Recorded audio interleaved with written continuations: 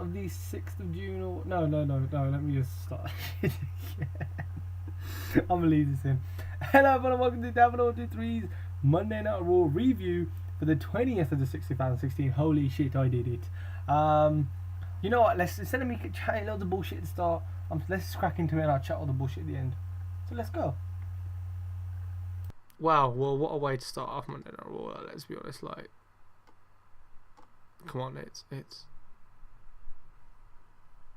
fucking Dean Ambrose, man. Dean fucking Ambrose. I'm talking really quietly, but sorry for that. Dean Ambrose, man. What the fucking Dean Ambrose? Dean Ambrose. Holy shit. Anyway, guys. So the show opened up with Dean Ambrose celebrating his win at Money in the Bank. There was a segment where he was coming out of a cab, and then he walked out the cab, started walking, and then realised he left something in there, which was a belt. I thought that was quite funny. Let's see, and you never had this before. Oh, you forgot about it. That's cool. So yeah, the show opens with Dean Ambrose actually making his way to the ring. As he was in the middle of the ring, he was just getting shouts of "You deserve it," and I thought that was fantastic because he does. He's worked his ass off, as well as most people do in the WWE. Even the arsehole that is Roman Reigns, he worked his ass off. You know, they all do. They all fucking put a shift in, and it's not easy doing what they do. It's fair play to them. But when you're gonna be a fucking twat like a Roman Reigns and fuck it, you're a cunt, mate.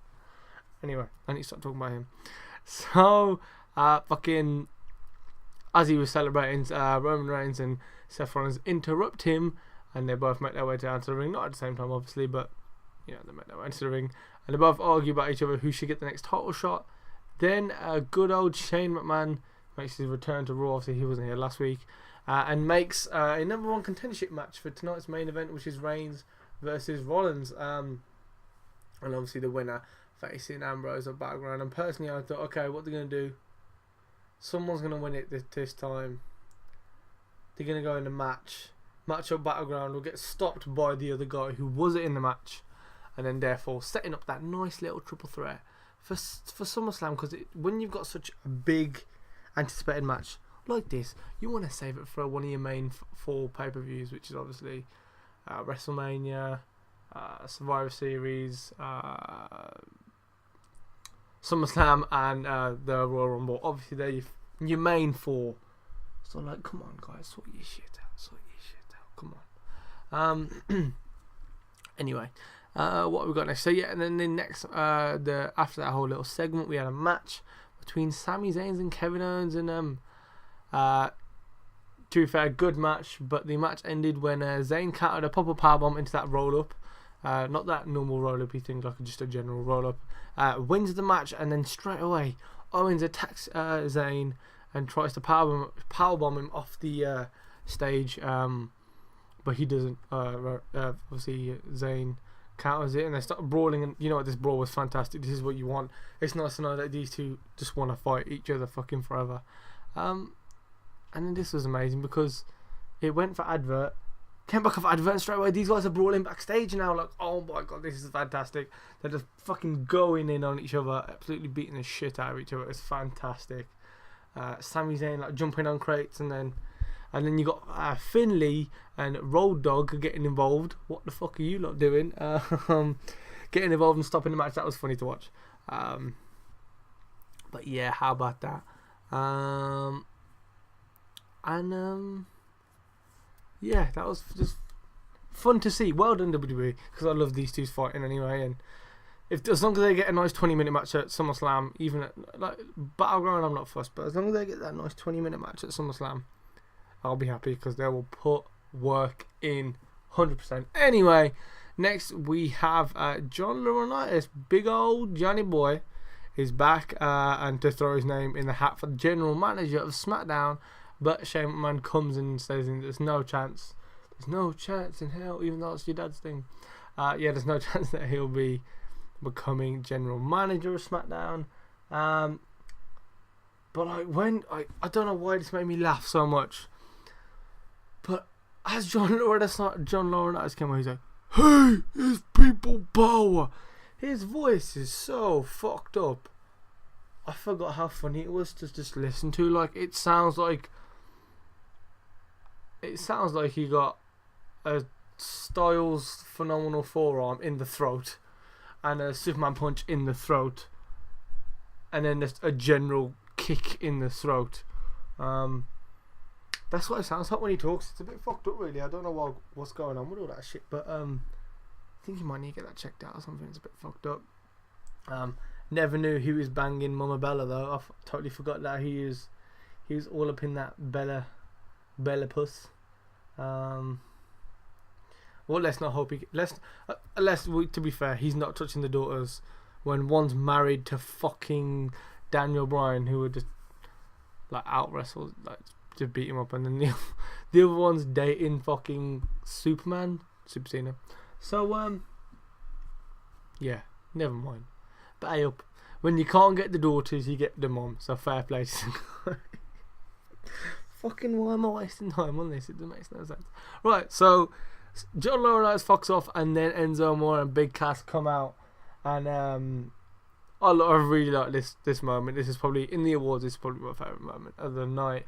You had Enzo Amore and Shane McMahon doing like pointing at each other's shoes, talking about sneakers, and then they both do their little runny side sprinty thing, and it was quite cool. Yeah, that was cool. That was fun. That was a good moment. That was like a very, very, very, very good moment. And then you got him high fiving Big Cass. Big Cass obviously puts his hand up in the air above his own head and makes Shane McMahon jump for it. Fantastic. Yeah, that was a good little moment. So yeah, good old Enzo and Big Cass come out, and yeah, so they started the match again. Oh, sorry, I didn't even say they're going against. They were going against the Vaudevillians.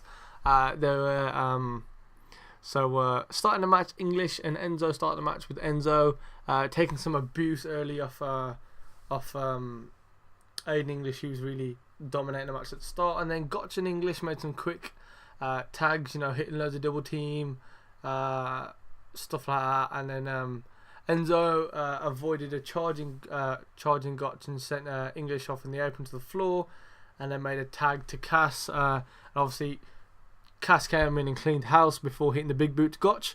That sent him to the floor, and an Empire elbow to Aiden English. Then, once he hit the elbow, he goes back off. Enzo tags him in, and like this move was, and then obviously, okay, I'm just gonna say it. So. Big Cass tagged Enzo back in the match to hit the rocket launcher for the win. So obviously Enzo and Cass defeated the Vaudevillians. The only thing I really have to take about this match is that they've changed the name of the rocket launcher, which is a perfectly fine name for the finisher. They've changed it to Bada Boom, which actually, you know what? Just Bada Boom. The Bada Boom launcher, or the Bada Boom launcher, however you want to say it, or the Bada Boom rocket launcher. That sounds fine, but no. The name of that finishing move now is now known as the Bada Boom Shakalaka. Just listen to Michael Cole and JBL say that shit. It's no good. It's not good. No, it's not good at all. What the fuck? Right, good old AJ comes out. Next segment. AJ Styles comes out, and he brings out the club and says that the club have to say sorry to him for getting involved in the match. Obviously, he signed that contract to say that it was only him and John Cena. He wanted to make it clear that it was, like he wasn't happy with what they did. He wants them to say sorry to him and John Cena. So they both Gallows and Anderson did both say sorry to AJ, but obviously this is all a work. They did call out good old Super Cena sorry, to give him an apology for what happened at Money in the Bank. I think they both did say sorry in the end, I can't remember, but obviously it was all a work, and Cena demanded a match at Styles for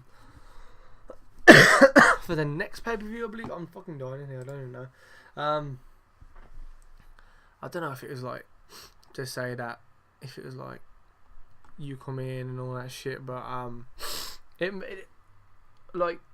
so the outcome of all this bullshit basically was AJ Styles goes to John Cena, you can have one match tonight, and he goes, me and AJ, you know, Cena goes, yeah, me, you, let's go right now to AJ. AJ's like, whoa, anyone but me, and he takes Karl Anderson, and they have a match, right? Now, first, I just want to talk about this segment before going to the match, right? So I'm going to this segment, right? This segment has made one of the best and the toughest tag teams, one of the most dominating and scariest looking tag teams in the whole wrestling world right now. Made them look like chicken shit, and it was a joke. Like, they look like fucking idiots. Like, what are you doing, WWE? You made these guys look like actual knobs. You made look like fucking pussies, man. It was a joke. But anyway, to even make it even worse, so John Cena got his match against Karl Anderson. Yeah, that was the next match. Fucking John Cena decimated the shit out of Karl Anderson. I don't even think Karl Anderson got any offense in at all. He just got bum raped by Super Cena. Super Cena hasn't banged, you know, like, it's been like Super Cena. He hasn't gave, you know, good old what's that fucking name now? It's not Brie. Nikki Bella. He hasn't gave Nikki the dick in a while because of her neck. You know, any sudden movements could fuck her neck up. They haven't banged for a while. So he's just, you know what? He's sexually frustrated. Bless him. He needs to unload his nuts. He just needs to unload. So what does he do? He pounds the shit. Just constant, just a constant pounding of Karl Anderson for about fucking 5 minutes. Just constant. Karl Anderson doesn't even have a safe word. It's just constant boom, boom, boom. He doesn't even have time to breathe. Not even a bit of water. It's just constant. John Cena fucking bummed the shit and decimated Karl Anderson. And that's a joke because Karl Anderson can more than well hold his own. In New Japan Pro Wrestling, he was fucking sick as a singles guy. Before he even got into the tag team thing, he was wicked. And now he just got bum raped live on national TV.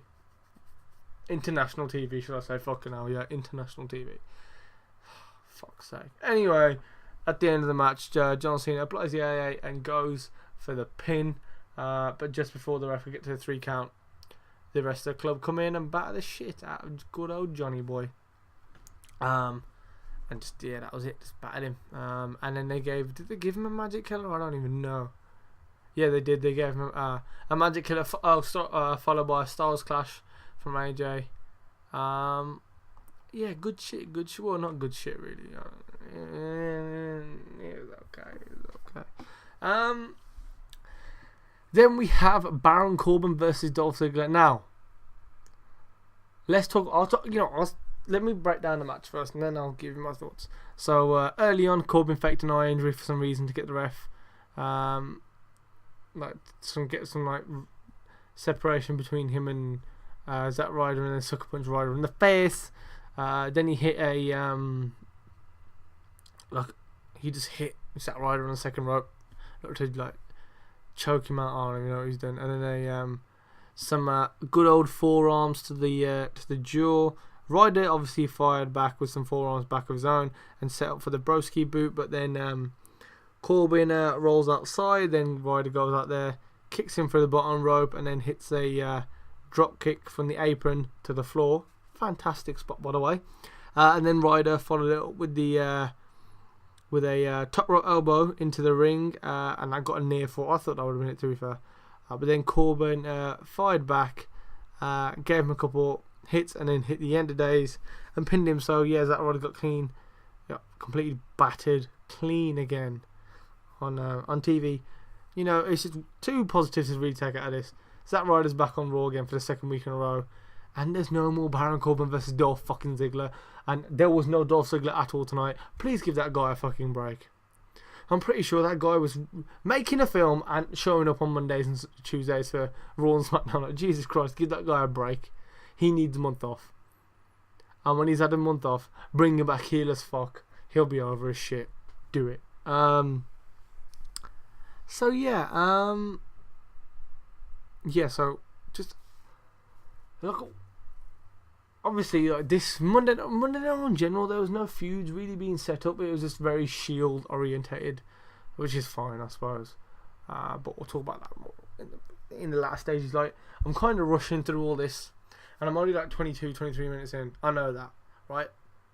But when I get to the whole main event of tonight anyway, I'm just going to break down everything, break down a couple of things from Money in the Bank. That'll probably take us like another 20 minutes. So that's where I'm going to go on a long rant and just break shit down.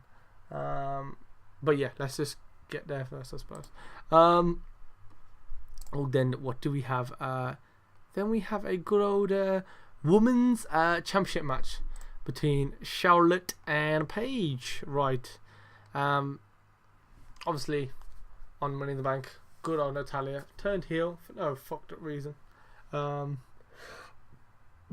Wish we knew why. Actually, no, I didn't, because I don't really care. But yeah, oh god, WWE, what are you doing? Natalya, go away, please. Your contract's expiring in summer. Just let it expire. Let it expire. You might as well. Right. So the next match was Charlotte versus Paige for the WWE Women's Championship match. Yep, it was for the title. Obviously, after Paige whooped her ass last week on Raw. Near the end of the match, we had what do we have? Paige hitting the Rampage. She looked like she would have. I thought she would have won it at this point. Right near the end of the match, Paige hits the Rampage, which is a finisher. Ref goes pin, but then Dana Brooke interferes and managed to screw things up in the process. What a bitch. Now, how about this for an ending, right? So, at this Rampage, this is the same Rampage that I'm talking about, right? So, Paige hits the Rampage, right? They're right near the ropes. And this dumb bitch, Dana Brooke, right, was meant to place Charlotte's foot on the ropes, right? And leave it there and then move away and be like, oh, her foot's there, ref, come on, see that shit. But this dumb bitch, this dumb bitch, oh, I don't even know what to say anymore. This dumbass motherfucker, right, grabs her foot in the process of grabbing her. All she got to do is grab her foot. Listen to this. All she's got to do is grab her foot and put it on a rope, right? This bitch can't do that. She grabs the rope, she grabs the foot and drops it. Just fucking drop. Fuck it, I don't want to touch that anymore. It's like Charlotte had like dirty feet or like a verruca on her foot or something. It's like, nah, don't touch it. She goes for it again, fucks it up again. The ref's like basically at a fucking 3 count. She's like, bollocks, you know what I gotta do? She fucking picks Charlotte's foot up and holds it on the rope and keeps her hands there. So that's clearly a clearly a DQ finish. She's interfering in the match. What this bitch is doing, I have no fucking idea, right? Oh, I don't even, like, she's so dumb. Like, all you have to do is get the foot and put it there and leave it and walk away. She couldn't do it, so she had to, like, she ended up putting Charlotte's foot on the rope. But she, like, held it there, so the ref saw, and he was like, what the fuck are you doing, you dumb bitch? You weren't meant to walk away. The ref then had to obviously kick her out. What else was he going to fucking do? And then after the distraction, obviously then Paige hits Dana Brooke in the face for fucking up that little pin, and then obviously just after distraction, Charlotte hits natural selection and gets the win to retain her championship. No real shock there. It's not like Paige is going to get a championship run anytime soon, which is gutting because she's fantastic. But let's be honest, that's not going to happen. But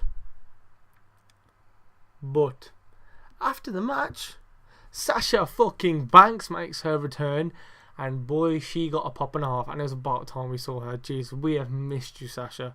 She comes in, right, and this was actually sold perfectly by Dana Brooke. She fucked up the easy bit, but when it came to the hard bit, she did it perfectly, right? This dumb bitch actually sold. Like Sasha Banks is like running that, like walking down the ramp. You know, Dana Brooke runs at her. One pop in the jaw, boom, and she sold it perfectly, and it looked fucking horrible, which is good because that's how you sell it properly. Sold it properly, fantastic, right? And then she hit Charlotte with a backstabber, and then held up the women's championship. Then Dana hit her from behind, but Paige assisted her, clearing all the heels from the ring and shit. And Sasha and Paige stood tall at the end to end the segment with obviously Sasha holding up the belt yet again. That belt suits her like I don't know what it is, but it does suit her. But what was Paige doing there? Like Paige. Are you heel or are you face? I don't even know. But why couldn't Paige have just won and then I don't even know anymore. I'll give up with WWE. What are you doing, motherfuckers? Hope you guys could hear that, by the way. Then we have the Wyatts are back. Yay! This would have been absolutely fantastic if they hadn't have said earlier in the show, look, oh my god, the Wyatts are back today. No, fuck that. We want to be surprised. We are the WWE Universe. We didn't even know. Well, we kind of had a bit of speculation, but we didn't know exactly when he was going to come back. WWE, why couldn't you just fucking let him come back properly? The frustration is real, lads. Just let him, like, surprise, and then people go mad, and they get their phones and like, oh my god, WWE, why you've got to be so frustrating? Why you got to be frustrating, lads? Fuck. Okay, anyway. So, the Wyatt family come out and make their way to the ring, and he shouts, did y'all miss me? Or however he talks. That was terrible. I'm never doing an accent like that again. Right, so he says, did y'all miss me? You can't say y'all like in a normal English accent. Like, did y'all miss me? I sound like a fucking twat. No. Did y'all miss me? No, that sounds a bit better. The crowd are giving him a massive welcome back chant. And then Wyatt asked, did y'all miss me? Obviously, I've said that many times. He said that he's been locked away and punished. But they never forgot what they stand for. I never knew fucking up your calf muscle means that you've basically been locked away and punished. Maybe him and his missus are into some freaky shit. Who knows? Anyway, Wyatt said that the family, Wyatt said that the Wyatt family is strong than they have ever been, and then all of a sudden, boom, insert title track right here that I fucking have at the start of the podcast. Yeah, the New Day interrupted. Well, this is interesting. The New Day interrupted Wyatt's promo and said that they said that break takes too long and he needs to cut it.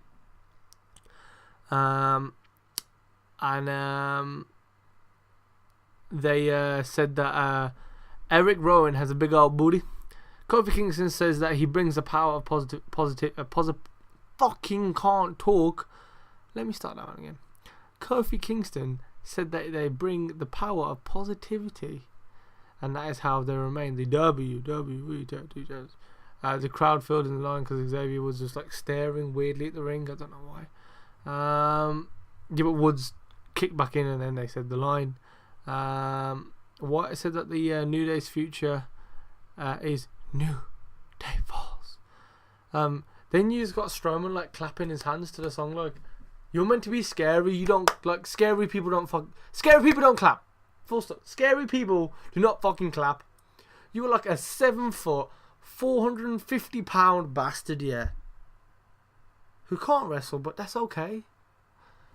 You just be scary. But no, this motherfucker, New Day Falls.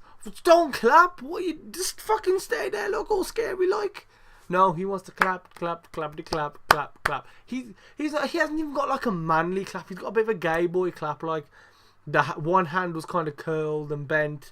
The other one was very flimsy, just tapping it. Like, what the fuck are you doing, mate? Sort your shit out. Right, fucking hell. What else was there? What was next after that? Weird thing. Oh, Rusev versus Titus O'Neil. So this match actually never got started. Rusev came out. Titus O'Neil, came out and just went like period mode on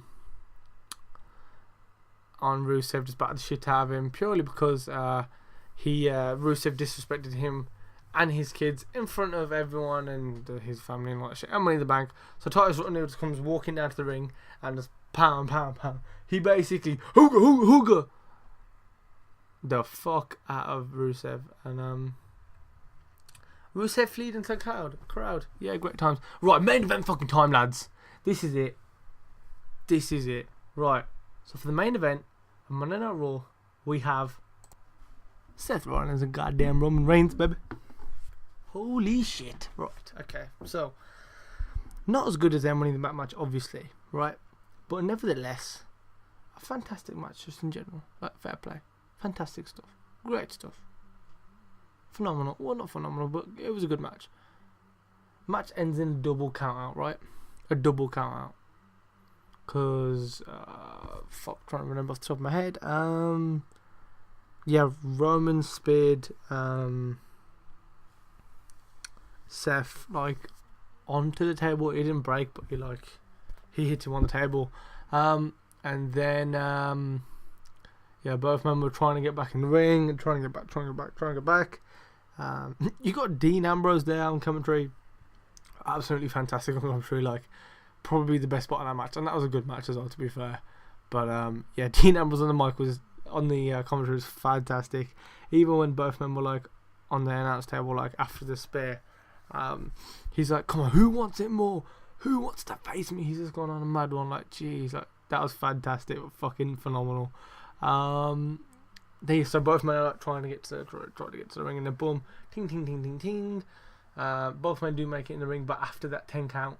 So both men got double disqualification. Then after the match, Shane McMahon comes out, but Ambrose grabs the mic and he goes, "You know what? Fuck it, he'll defend it against both men in the same night." And Shane McMahon goes, "Alright then, how about you face both men in the same night at the same time?" And he makes Rollins, Ambrose, Reigns for the WWE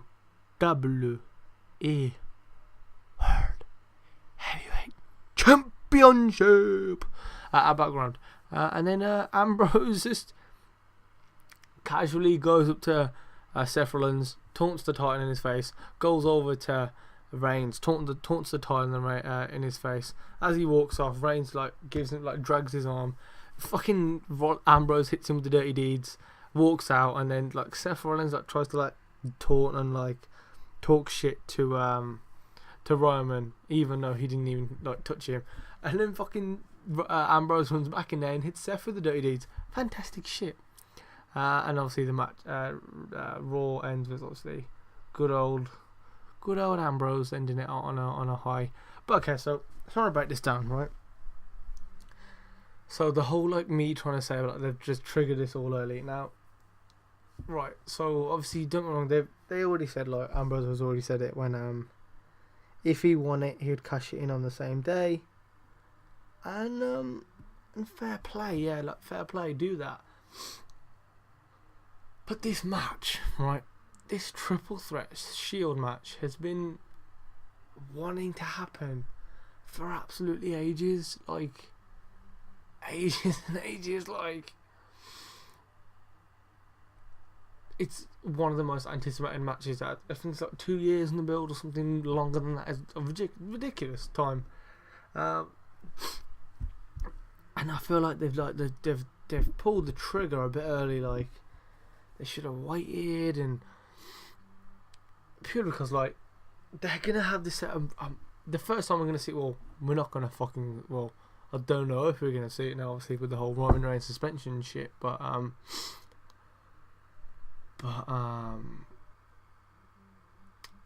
yeah. So him being suspended, we don't know what's gonna happen there. But if it was gonna go down, still as a triple threat, I don't know how they'll just bring in Roman Reigns and like, oh look who's here. Is he gonna make it? Is he not gonna make it? And then boom, do, and he makes it. But I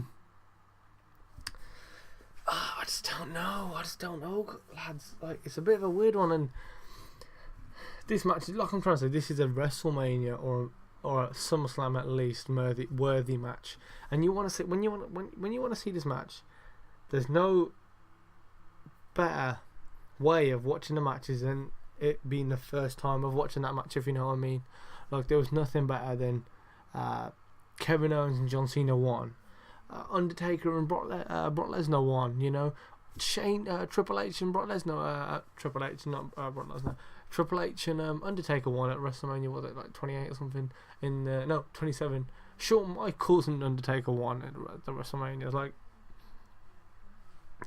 there's nothing better than seeing that match for the first time and letting the people just go and just do phenomenal stuff. And I feel like you're giving it away. It's such like, they're not making money off pay-per-view anyway, because the only place that I know that do pay-per-view is a couple of odd countries, like very small ones, and I know for a fact that the UK still do it on Sky Sports box office. But nevertheless, most people in the UK, most people around the world anyway, just have the WWE Network, because to buy a pay-per-view here, it's like 17 quid, and you get it for the night, and you get to watch the replays for a week, and that's it. But when you buy the network, it's a tenner, it's $9.99, it's the same price, so it really doesn't make sense to me. Like, it just doesn't make sense. So yeah, it's not like people, and it's not even like you can turn around and go, okay, even though we're gonna have this match, you know, the network sales are gonna go up because people get the first month free, so the sales aren't gonna go up. So it just doesn't make it generally, like, I've sat here and just tried to wrap my brain on why this is a good idea and why they've done it so early, and it's nothing is adding up right now. Nothing is making sense, and it's a joke, really. Like, what are you doing? Like, WWE, sort it out, lads, because that's it. Like, you should be doing stuff like that, man. You just should. I don't even know. But now with Reigns getting taken out, are they just gonna go with Seth and Rollins? And then, but I feel like this has kind of worked. Maybe it is a work. I doubt it, because, you know, Roman Reigns are gonna go from the face of the company to someone who's been suspended for a wellness policy, and they don't fuck about when it comes to a wellness policy. So yeah, what I'm guessing is that it's kind of a bit of a blessing in disguise, to be fair. It 100% is, because this means that you can do Dean and Seth now for Battleground. They could put on a perfectly good match, but there's nothing better than watching that. Like, they'll probably do it. Like, it makes sense now. Like, that triple threat is going to happen at SummerSlam, 100%. So WWE, the fuck up has come into a massive blessing in disguise, man. Like a joke of a blessing in disguise. They are going to be laughing in the money that they have made, and the money that they'll, like, not in the money, like how good it will be, because nothing's going to beat watching Ambrose, Rollins, Reigns at SummerSlam and watching that match for the first time. Because that match, I lied. That match has happened before at FCW, Florida Championship Wrestling, and that was a good match again. Like, that was fine, and they were like very, very young wrestlers then. But again, that was a good match. That was a fantastic match. But yeah, it's I'm glad I'm glad that he's been suspended, because it means that this triple threat match is not going to happen till SummerSlam. But then, what, SummerSlam is August time, or no, July? Yeah, August time. So it's post draft. So I don't know how that works at all, with, you know, Ambrose being the champion, and can he go on WWE? Can he go on Raw? Can he go on SmackDown? So obviously all this shit's unclear. All this shit is very, very unclear. But I suppose we'll just see what happens, eh? We'll just see what happens. That's the only thing I can say. Like, we'll have to wait and see what happens, and I don't even know. We'll see. But anyway, awards, because I'm flabbergasted, lads.